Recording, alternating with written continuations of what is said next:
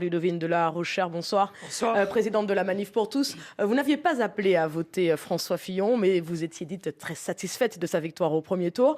Ce soir, vous êtes ravie, vous avez un porte-voix en quelque sorte? Alors écoutez, pour tout vous dire, d'abord je ne suis pas étonnée parce que, comme vous le dites, président de la Manif pour tous, qui est né il y a 4 ans, je suis bien placée pour avoir senti un mouvement de fond extrêmement fort, extrêmement intense, extrêmement vaste, face en particulier à un président de la République qui a mis à mal la société française, qui a clivé, qui a divisé, qui a déconstruit. Et autant vous dire qu'il y a eu d'une part des prises de conscience et d'autre part un engagement, une mobilisation qui n'ont pas cessé de prendre de l'ampleur. Et effectivement, parmi les candidats présidentiables, les 3 premiers candidats à la primaire de la droite, eh bien, François Fillon, quand je regarde les sondages qui concernent les sympathisants de la Manif pour tous, François Fillon était très clairement celui qui était le plus apprécié, puisque le plus proche de ce que nous défendons incontestablement. Gaël Slimane, vous présidez l'Institut Odoxa. Est-ce que ces questions de société, là on parlait du mariage pour tous, ont pesé dans ce scrutin ?